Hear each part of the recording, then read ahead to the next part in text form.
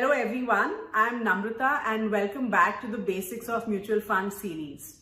In the previous video, we spoke about what are mutual funds. In this video, we're going to talk about active funds versus passive funds. So if you look at the last few years, ETFs, which is exchange traded funds, have gained a lot of momentum and you have a lot of investors who want to invest in ETFs or in index funds. If you just look at 2018, the AUM of ETFs was close to 70,000 crores, and by the end of 2021, the AUM of exchange traded funds was close to 2.06 lakh crores. That's close to threefold growth in just 3 years. So the question in our minds would be, should I invest in an active fund or in a passive fund? Now, before we really understand whether we should invest in an active or a passive fund, we need to understand what exactly these funds are. Because once we understand the basics, we'll be able to decide whether we should invest in an active fund or a passive fund or maybe a combination of both. So let's start with understanding active funds first. So what exactly are active funds? So we all know that there's a fund management team that handles a particular mutual fund. Now the key objective of the fund manager in an active fund is to outperform the underlying index or the benchmark. Now, how does a fund manager outperform the index or the benchmark? It is by deviating either from the stocks or from the sectors or large, mid and small cap allocation as compared to the benchmark. Now, this deviation could be because based on the current economic cycle, a particular stock or sector is not doing well. Or maybe fundamentally a particular company is not doing well. And it could also be that based on the economic cycle, maybe mid and small caps are expected to do better than large caps. Now, all of you must be wondering, what is this market cap? What is large cap, mid cap, small cap? So let me explain what is market capitalization first. So market capitalization of a particular company is basically the total value of all the shares of a particular company. Now, all the stocks which are listed on the stock exchange are given a particular rank based on their market capitalization. So when we say large cap stocks, they are basically the top 100 stocks listed on the stock exchange. Mid cap stocks are the stocks which have a rank of 101 to 250, and your small cap stocks are basically from 251 and beyond. So now I'm going to take an example of a fund to explain active funds to you.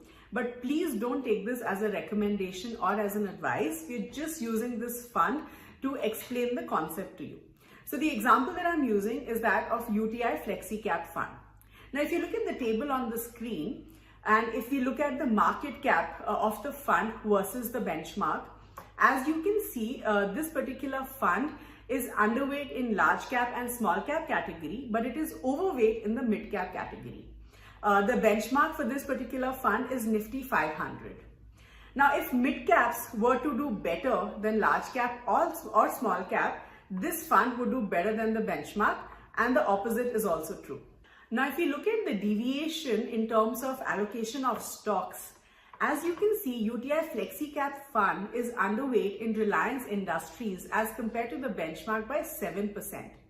Now, in the coming months, if Reliance Industries sees a good appreciation, then this fund will underperform the market. So now if we look at this deviation from a sector point of view, UTI Flexi Cap Fund is overweight in terms of IT, consumer goods and pharma, whereas it is underweight in financial services. So now what's the outcome of all these deviations? Ideally, it should get reflected in the performance of the fund. Now, as you can see, the fund has generated returns which are higher than the benchmark, which is your Nifty 500, or even the general market for that matter, which is Nifty 50 in all time periods. So this fund, which is UTI Flexi Cap Fund, was launched on 18th May 1992. Now, had you invested 10,000 rupees in May 1992 in the benchmark, the value of your portfolio would have been close to 2.83 lakhs. And had you invested the same 10,000 rupees in UTI Flexi Cap Fund, the value of your portfolio would have been close to 4 lakhs. So clearly, the fund has outperformed the market and the benchmark. Now, if you look at any active funds, because of this, the expense ratio is higher as compared to passive funds. Now, if you look at the expense ratio, it is close to 1% to 2.25%, depending on the size of the fund. And as the size of the fund increases, the expense ratio comes down. So we just learned about active funds. Now let's see what are passive funds. So in a passive fund, there is no active fund management, and a passive fund would replicate a particular benchmark.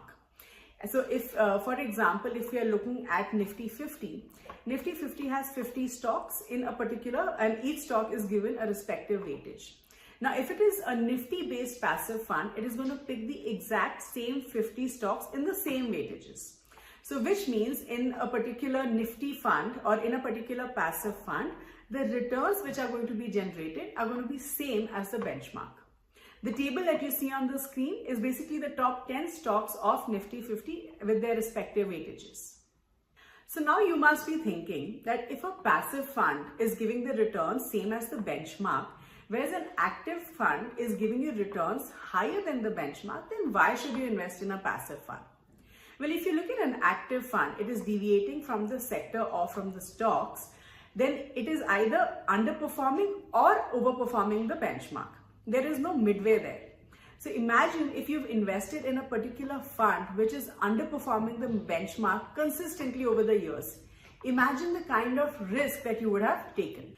The table that you see on the screen shows you the performance of large cap funds as a category.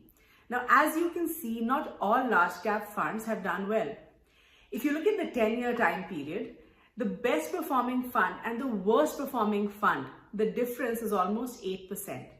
And this 8% would translate to a 51% difference in terms of the final corpus between the best and the worst performing fund. So if you look at the large cap funds, most of them have given returns close to the category average. But this really wasn't the case with flexi cap funds or mid cap funds or other active funds. So selecting the right fund becomes a very important part of portfolio construction. So while you're selecting an active fund, you could also add a passive fund to reduce that risk, because active funds generally carry higher risk as compared to passive funds. So now let's understand how to invest in passive funds. So to invest in passive funds, you could invest in index funds or exchange traded funds, or we also call them ETFs. So index funds basically replicate the index, and the units are bought and sold directly from the asset management company. Now, if you look at an exchange traded fund, it replicates the index, but think of it as a combination of stocks and mutual funds, because the units are listed and traded on the stock exchange, and the unit price changes on a real-time basis. So one of the key differentiating factors between index fund and ETFs would be the buying and selling of units. In index funds, you buy and sell units directly with the asset management company, whereas the transactions happen on the stock exchange in the case of ETFs. So obviously in case of exchange traded funds, you need to have a demat and a trading account, and it is just like buying and selling of shares. So even if you look at the NAV, it keeps changing in case of ETFs on a real-time basis. And if you've done an ETF transaction, the time of the transaction would be the NAV that would be calculated. Whereas for an index fund, there's one NAV calculated for that particular day. And for all the transactions that happen during the day, the same NAV is applicable. So as you can see, in terms of passive funds, since there is no active fund management, the expense ratio is on the lower side and it is capped at a maximum of 1%. You also have some passive funds where expense ratio is as low as 0.05% or 0.01%. So expense ratio would be one of the factors that you would consider while you're investing in a passive fund. So there is no clear winner between active funds and passive funds. I think it just makes sense to hold both the categories in your portfolio. A good performing active fund will help you beat the benchmark, and a good passive fund is going to help you reduce the portfolio risk. So if you've liked this video, please do like it, share it with your friends, and do subscribe to the Grow channel so that you don't really miss out on all the future videos that we're going to upload for you guys. And also the next video that we're going to upload is going to be on equity funds. So we're going to talk in detail about equity funds. And like I said again in the past, if we are using any fund names in our videos, please don't take that as an advice or as a recommendation, because we're just using that for the sake of education. So thank you so much once again.